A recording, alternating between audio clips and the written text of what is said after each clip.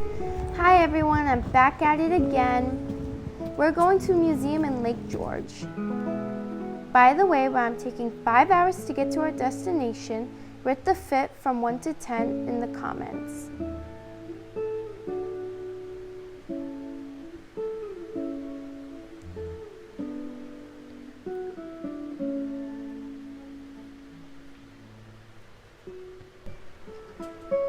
Yes, let the hair free. Finally! We're walking in and of course we're gonna pay. Are those real? What an entrance! This was fashioned in the 1700s.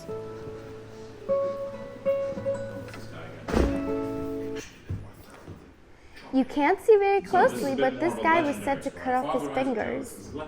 What was the reason? And thrown into the Mohawk. Oh, development. He also threw them in the river. The cut off fingers. I can't. That would be my 13th reason.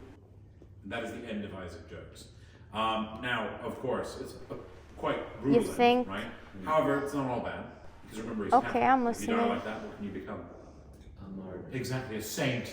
And he is one of North America's first, I have to note this carefully, batch canonized saints. Because he's not canonized until like 1963. And he's like thrown a bunch of other North American Jesuits who were kind of killed in similar fashions. So that's kind of like Father Isaac Jogues' story, but he's significant for another reason. Father Isaac Jogues gives that lake its first European name. Now I'm kind of more partial to the original Mohawk name of the lake. I don't know if you guys know this one. I don't know. The original name of the lake in Mohawk is Andiatarocte, Can you which means repeat the that? place that shuts itself in. Why is it such He, a long however, name gives though? it the It's name, just a I'm sure you've lake. heard this before, Lac du Saint-Sacrement, which of course in French means Lake of the Sacred Sacrament. Because what's the Sacred Sacrament in Catholicism that involves water? He didn't have to whisper it, by the way, but yeah, it's baptism, yes. He deems that the waters of what will become Lake George are clean enough to be baptized in. Interesting, right? We still have busloads of people who come down from Quebec to actually get baptized in the lake. Yeah, I don't think they got the memo that the water quality has changed a little bit in the last 200 years or so. But yes, that is kind of the early origin of the lake. Now, if we want to get into the military history, we have to fast forward almost exactly a century, because Jogues is killed in 1646 about. And now I'm going to draw your attention to this map over here. Now you guys being locals, probably are a bit more familiar with this. Where are you folks from? Are you local or not? Where are you from? Over here then, let's quiz you a little bit. Alright, being New Yorkers, some of these questions are going to be pretty obvious. Alright, we have to kind of orient ourselves, right? So north on this map is this way, south is towards me, right? New Yorkers, you're all New Yorkers. What's this river? It's near you too. So that's the Hudson River. This, of course, is Lake George. And up here we see the tail end of another lake with a French name. Champlain, right? So these three bodies of water form a delightful north-south water route, which is perfect for trade. And of course, being a teacher myself, gotta ask this question. That makes sense When how you he whittle knows it all down, what this is all war knowledge. fought over? Money. Money, exactly, ma'am, you got it.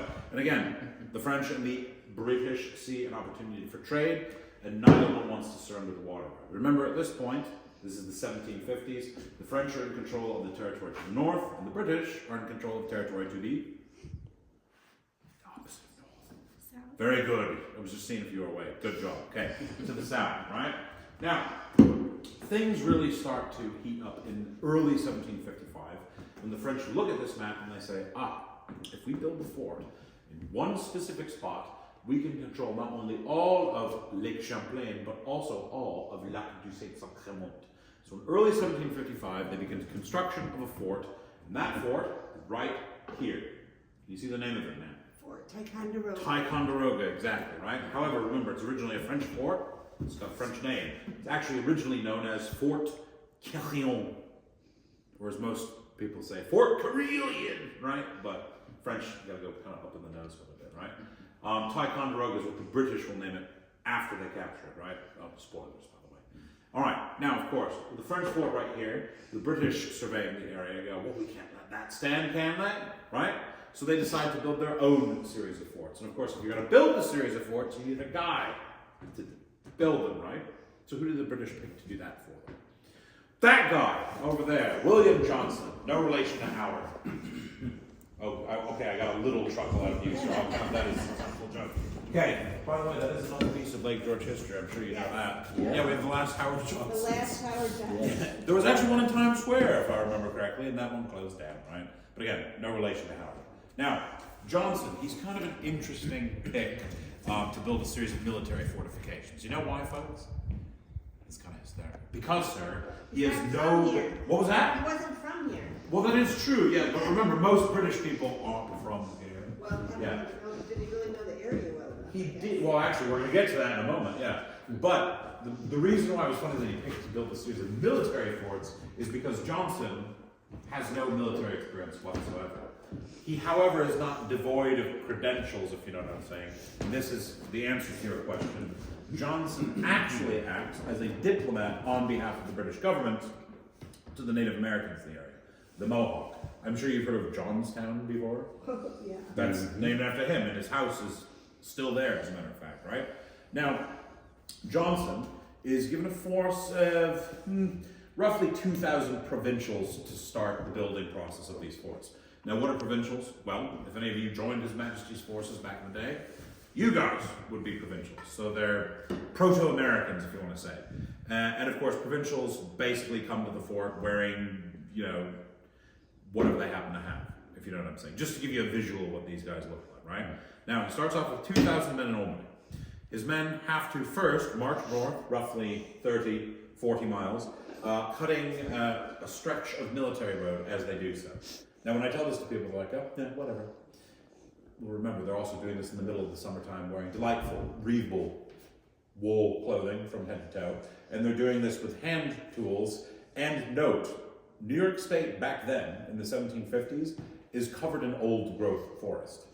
These are enormous trees that these men have to fell. By one account, they said, I think it was like 15 to 18 men could hold their hands together and stand around or abreast the tree, and they still couldn't quite close their hands around it. So just imagine cutting 30 to 40 miles of that, right? Sounds like fun. Now, Johnson ultimately will build, what is it, Zach? 4 forts along the course of the Hudson River. One of them's in Half Moon. There's another one which was built in modern day Schuylerville, which is called Fort Hardy. There's another one named Fort Miller, and if you look at the bend of the Hudson River map, he builds another one here, which is called Fort Edward. Now, if you think about this, Fort Edward is a pretty good spot to build a fort from a tactical standpoint, because if you look, see how the Hudson River kind of bends westward? It defends the southern approach along the Hudson River, but looking northward, Johnson now has a choice to make, right? He can either build a fort right here, at the south end of Lake Champlain, which means he would be building his fort in the middle of a swamp. Does that sound like a good idea? Mm-hmm. Building a fort in a swamp sounds like a good idea. Well, here's the question, who's going to attack you in a swamp? See what I'm saying? Or he can build the fort right here on top of a nice sandy hill. And if you know what Lake George looks like from above, that's the fort we're currently standing in, right? Now, it takes his remaining provincials, because remember he's going to garrison the other fort. There's about, give or take, 1,200 provincials left. It takes them 44 days to construct the fort. No way. Yeah, wait, I was waiting for that to sink in, yeah. Now, when I say construct the fort, sir, I mean just the walls of the fort. And again, referring to the speed, you can accomplish a lot of that labor loss, of course, right? And remember, he has like 3 teams of men working around the clock. Though I should also emphasize that, remember, this is a military conflict, so speed is of the essence, right? Now, once Johnson has constructed the fort, of course, he looks out over that beautiful lake to our north, and he says, perfect spot, right? But that name of the lake, it's a bit too French, isn't it? So he changes the name of the lake from Lac du Saint-Sacrement to Lake George, in honor of his sovereign, King George the... Sixth? Whoa, we went way too far. Way World too- War II. fourth. Actually, it's King George the Second. The fourth one is the one who fights Napoleon. I just keep guessing and I'll get it soon. Yeah, well, remember, it's like there is a period of British history where it's very easy to remember the names of monarchs, but it's also very hard. if you know what I'm saying, because it goes from like 1710 to about 1820. It goes George, George, George, and then you weren't picking up. George is the last one. Yeah, there's 4 in a row. Yeah. So anyway, Johnson has built a fort, right? He's like, I'm doing pretty well, right? But of course, as soon as they haven't actually. Let me back up a bit. The British haven't even really finished the walls of the fort, if you know what I'm saying. So they're still in the process of building it. And guess who gets wind that they're constructing a fort here? And remember who they're fighting? The French, of course, right? The French get wind that the British constructed a fort here. Do you think they're going to stand for that? No. Of course they're not, right? So they decide to send their own men to intercept Johnson. Now this guy's kind of interesting because he's actually half French, half German, with the equally interesting name of, you ready for this? Jean Erdmann Baron Ludwig de Dieskau. Can you remember that? Probably not, right?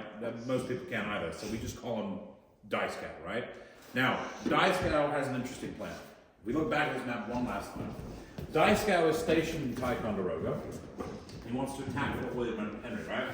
So he comes up with the brilliant idea of putting his men into boats, sailing them down. Have you heard this story before, ma'am? Sailing them down to the south end of the lake, which is all well and jolly.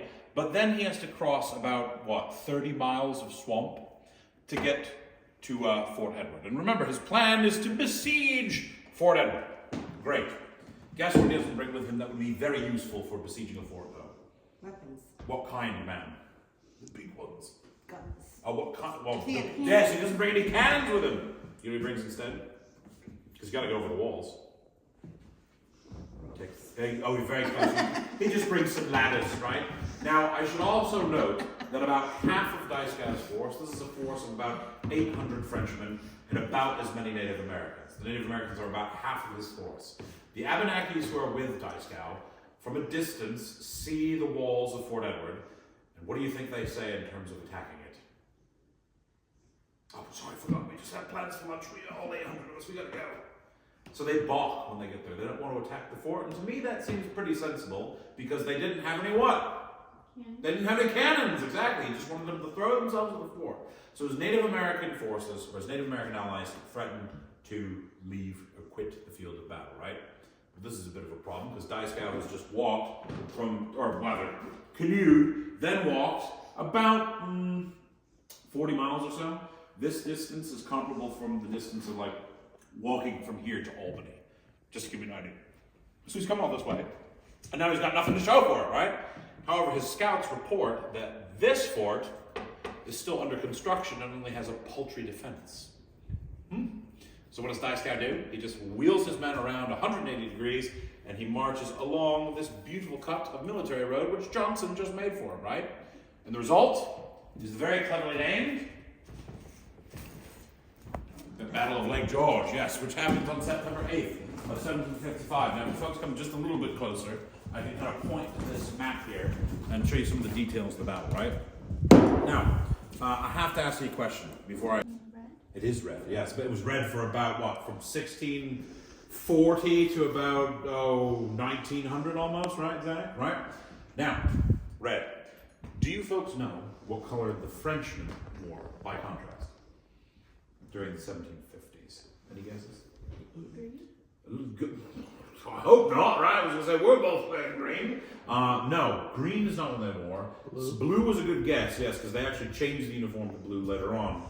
But actually... Red? No, that would be very confusing. Yeah. Let me explain. Countries pick what color their national uniforms are going to be back then based on how cheap the dye is. The cheapest dye by color is technically red, but there is one that's even cheaper than that. She got it, yeah. The natural color of the sheep, no dye at all. So the French wear white uniforms. Please note what time of year this battle is taking place. September. It's September, and the French are wearing white. Okay, interesting. Now I also have to mention something else. Johnson, this is kind of fascinating. A man with no military experience. When he sees Dieskau's forces walking towards the encampment, he tells his men to go prone, or to lay down on their stomachs behind a defensive berm or some little hill. If you look at the picture, you can see it. Now I know it's not in color, of course, but here's the British forces. You see them? all laying down. And can you see where the French forces are? And you can just point right to the thing. You can see it.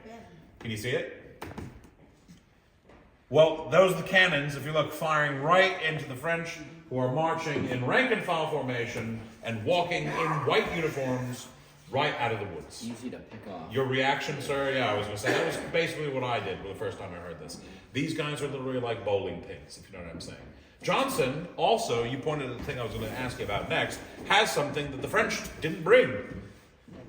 He's got cannons. So what does he do? He just has his men charge the cannons with grape shot. No, grape shot are kind of like little pellets, if you know what I'm saying, about the size of a what? Grape, exactly. And he just waits till the Frenchmen are about what, Zach? Like 200 yards, 100 yards away? 100 yards, and he just opens them up. Now, according to William Eyre, who's one of the engineers who helped construct this fort, this is kind of our eyewitness account for the battle, he states that this opening salvo by Johnson's cannons carves, quote, lanes, streets, and alleyways through the oncoming Frenchmen, like mowing down wheat with a scythe.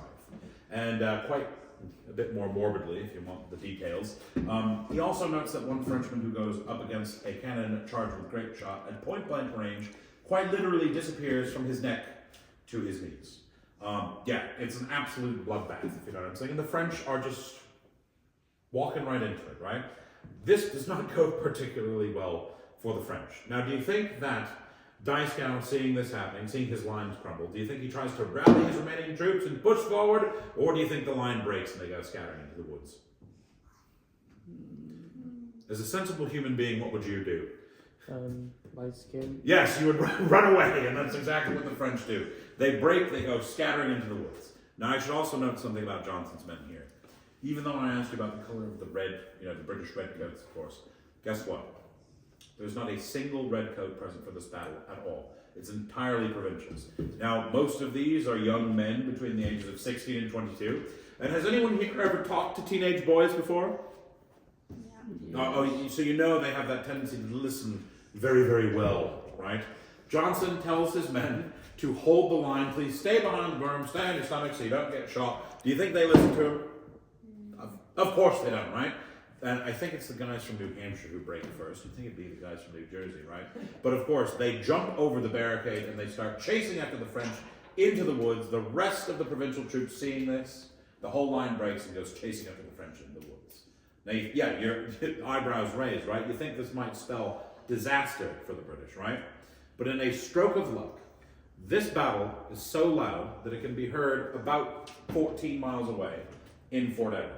The garrison there, hearing the sounds of the battle up here, decide to send a detachment of, what, Zach? A few hundred men, from what I remember? 200 to 300. 200 to 300 men to help reinforce the garrison up here. Now think about this, right?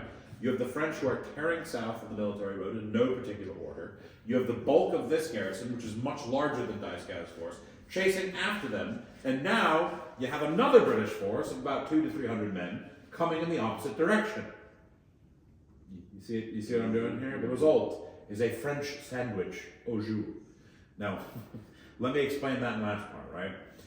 When all these forces collide in the woods, roughly 3.5 miles from here, right? Again, it's an absolute disaster for the French. The French are killed almost to a man. But again, there are hundreds of bodies scattered around the woods, and the British, being victorious in typical British fashion, look around at the carnage and go, what a bloody mess, right? Can't be bothered to clean all this up, can we? So instead of burying the men, they gather up roughly a few hundred men, and they throw them into a nearby pond. And allegedly, the waters of this pond turn blood red from all of the men that have been thrown in it. And as you can see, they're very clever with naming things back then. So guess what they called the pond from that day forward? Bloody pond, more specifically, which in British English sounds a bit like you're swearing at the pond, right? And if you folks want to see bloody pond, you can. And you can even enjoy some mediocre Japanese food while you do. Because there is a sushi restaurant that is located right next to Bloody Pond. And the hibachi tables actually look out over the pond. Isn't that interesting? I think you might know the one I'm talking about too, right? Yeah. Used to be sushi. We drove by it. Yeah, so as I say, you can actually sit and enjoy hibachi while, questions while we're walking down. And you folks are welcome to join us, by the way. And if you'd like to sit, although we don't have the benches, you folks can sit on the stairs over here if you like.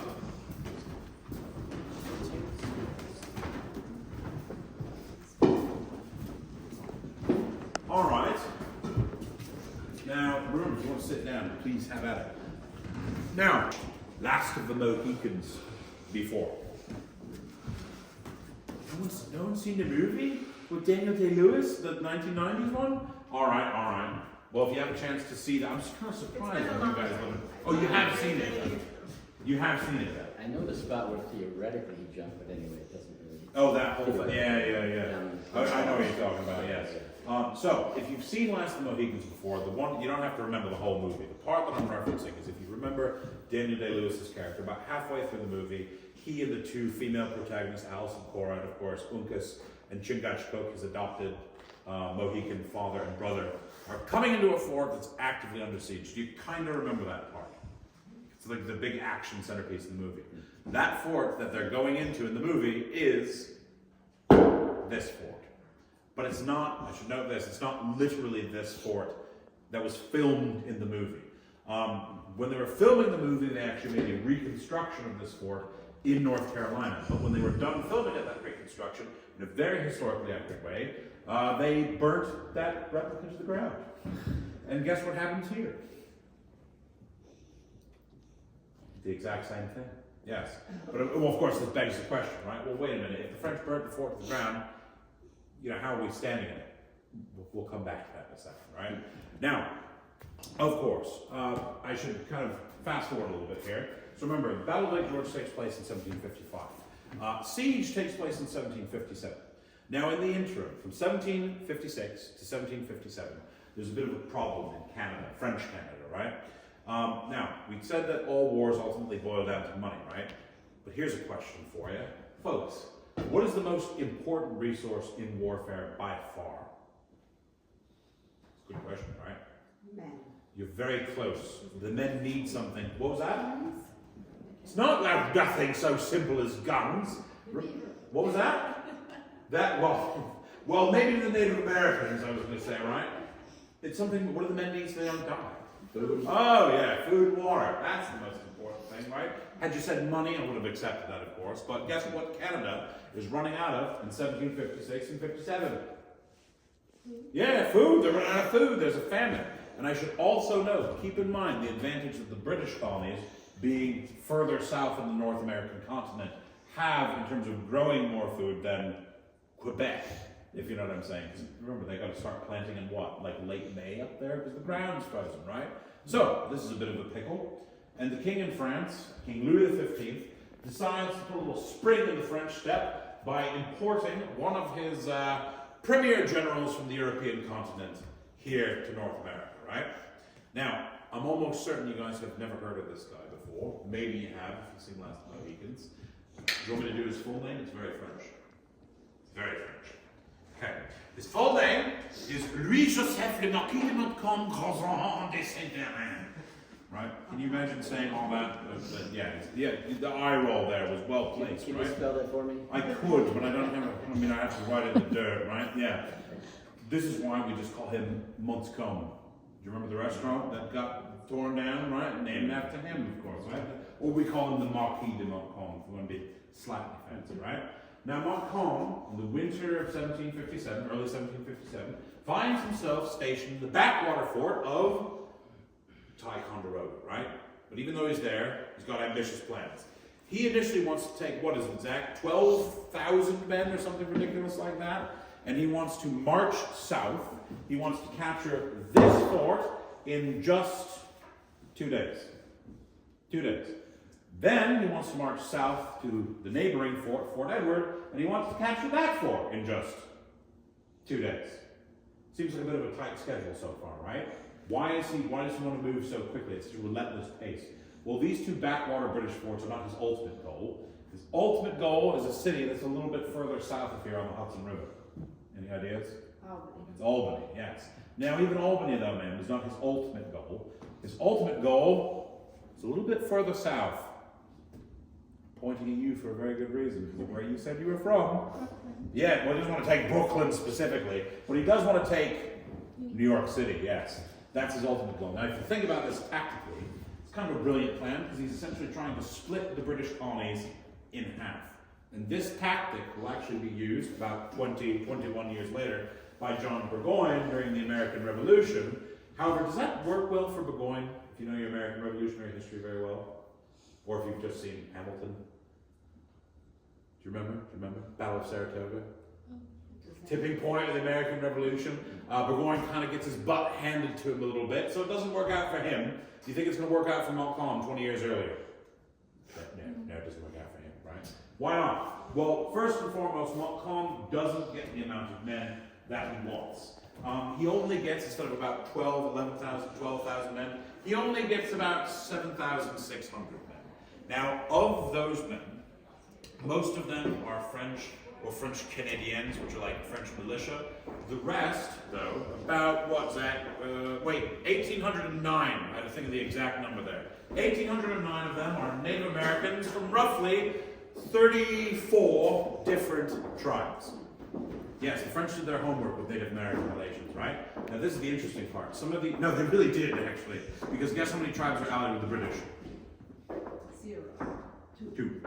The Mohicans and the Mohawk, right? Now, 34 different tribes, and this is kind of the interesting part. Some of these men, these Native Americans who are fighting the French, are coming from places like modern-day Wisconsin and Minnesota. Literally canoeing thousands of miles to get here. Now remember, the French have a presence out there, but again, why are these Native Americans coming from such a distance away to fight with the French? I'll tell you right now, it's not because they love France, it's because they want what? Basically, yes, they want stuff, right? Spoils of war. Now, we're going to come back to that in a moment, right? Now, that's the men that the Marquis de Montcalm has with him. What about the artillery he's brought, right? He has brought with him 44 brass and bronze siege cannons, right? Why am I mentioning what the cannons are made of? Brass and bronze? Well, if you know anything about artillery pieces, brass and bronze is a much more durable alloy of copper and tin, if I remember right, and it doesn't absorb heat as fast as that other, much cheaper form of metal, which the British prefer to make their cannons out of. Does anyone know the other metal you can make a cannon out of back then? We use it for a lot of stuff. Door hinges, cast these pans. Iron? Oh yeah, cast iron, exactly, right? Was that what you were going to say, lad? Yeah, iron. Now iron, even though you're like, it's much cheaper, very clever, right? Iron is this very pesky thing when you get it wet and exposed it to oxygen. What's that? Oh, what was that? Rust. Oh yeah, rust, exactly, right? Now, keeping that in mind, this fort, contrasted with Montcalm's 44 brass and bronze cannons, only has 18 cast iron cannons. They are, according to our historical records, are the oldest cannons in North America, and nearly all of them have been stored underwater the previous 5 years during the winter. Yes, we're off to a great start, right? We also don't have as many, if we're talking about the forces that this fort has, the British fort, it doesn't have as many men as Montcalm does. Remember, he's got about 7,600 men. This fort has roughly 2,500 men. 500 of which are the British Redcoats, or British regulars that you guys are probably very familiar with. The rest, the other 2,000, they're, remember those provincials that were so well behaved at the Battle of Lake George? Oh, it's those guys again. And do you think these 16 to 22-year-old boys have really seen a European-style siege before? No, they haven't. So when they see the French arrayed on the western side of the lake in all of their lily-white splendor, they are pooping themselves in fear, right? And of course, they take these old iron cannons, pull them to the walls of the fort, and they just let rip with these rusty old iron cannons, right? Like, come on, boys, fire them off as fast as you can. Don't worry about that OSHA-proof 6-minute cool-down period, right? They're firing these cannons so quickly and not giving them time to cool down that eventually these cannons start to glow red hot. And when they get that hot, the boys go, oh, we probably should cool them down, but guess what they use to cool them down? Water. Yes, ice cold water, right? Now, is that a good idea? Not really. Do you know what happens when you pour ice cold water on top of red hot iron? Exactly, man. It causes the metal to crack, increases the speed of metal fatigue. And when you fire a cracked cannon, what happens, ma'am? Comes back at you. Yes, I'm glad you actually specified that, because remember, most people say it explodes. And the whole purpose of cannon is to explode just, over there, exactly, right? So, over the course of Montcalm's 6-day siege, which takes place from August 3rd to August 9th, 11 of the 18 cannons that we have here will detonate on the men firing them, killing some 35 men outright and injuring an additional 40 to 46 men. So obviously by day 6, and remember, that's just self-inflicted wounds from our own cannons blowing up on us, not to mention the men that have been killed by French cannon fire, French mortar fire, or any of the French sharpshooters who are outside the walls, right? So by day 6 of this siege, things are not looking very good for the British garrison here. Now I haven't mentioned this guy yet. I don't know if you guys, because you came in a little bit late, have you seen Last of Mohicans before?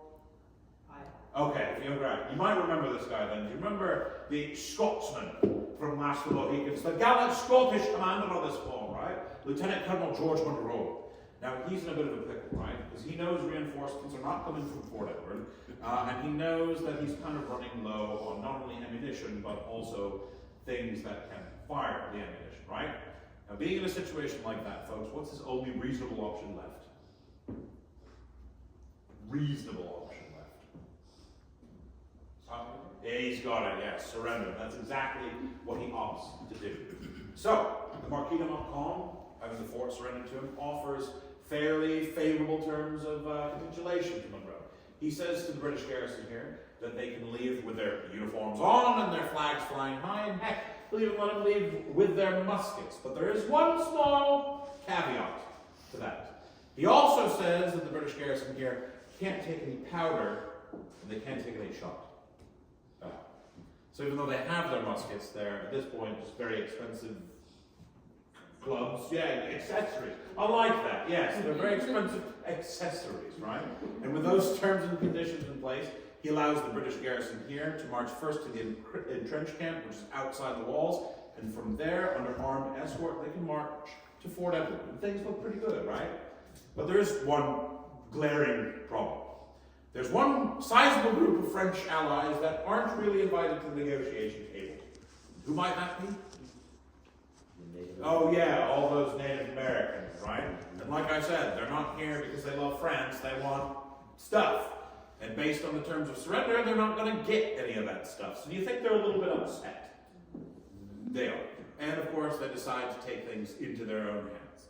Now, as the British garrison marches south to Fort Edward, they are attacked by this sizable force of Native Americans who kill roughly, according to the rosters that we have, about 300 men outright. But note what I said there. I said men.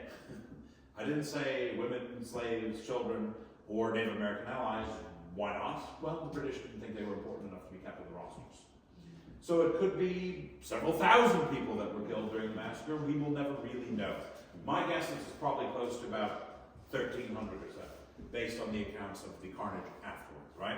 However, unsurprisingly, newspapers, specifically the New York Gazette, gets a hold of this story and they kind of blow it out of proportion. They say thousands upon thousands are slaughtered by Montcalm and his savage allies at Fort William Henry. Now, even though that's a bit sensationalist, this actually acts in the British favor because it ends up increasing recruitment, right? And in certain places in the British colonies, recruitment increases by up to 3 times. And that's not insignificant. This is kind of the swift kick in the butt that Britain ultimately needs to turn the tide of the French and Indian War, and over the next 3 or so years, ultimately capture Montreal and Quebec and Fort Ticonderoga, and ultimately bring the whole of Canada into Britain's hands. Look at that. Look at all this territory we have. This is what makes Britain kind of a global empire, if you know what I'm saying. Now, although the British are very successful in making a global empire, they do find themselves in a considerable amount of debt from all this military expense, right? And if you're a country in debt, how do you get out of debt? Spend? No, sir. Yes. Save. Save is a good way of saying it. Folks, think back to middle school history. The British Empire is in debt. I wonder how we can make that money back. Oh, she's got it. You increase taxes of the North American colonists, right? And they start taxing the North American colonists on everything, from sugar to paper to tea. Is it starting to sound a little bit more familiar? And of course, this leads to the rallying cry of no taxation without. Yeah, oh, it's middle school social studies, rearing its ugly head, right?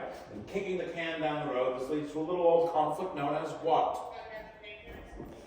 Well, that first, and then the bigger thing after that. Oh, the American Revolutionary War, right? Well, look at that. They're kind of interesting. I suppose you could say, if Britain didn't lose this fort in the way that they did, it might not have led to their success, or rather, America's success in the American Revolution. Isn't that kind of interesting, right? Now, again, middle school stuff, right? Middle school history, right? You guys didn't come here for that, though. You came here probably for some explosions, right? Right? Should we get to that part? All right, folks, let's follow my compatriot outside. Thank you very much. Follow me, folks, follow me.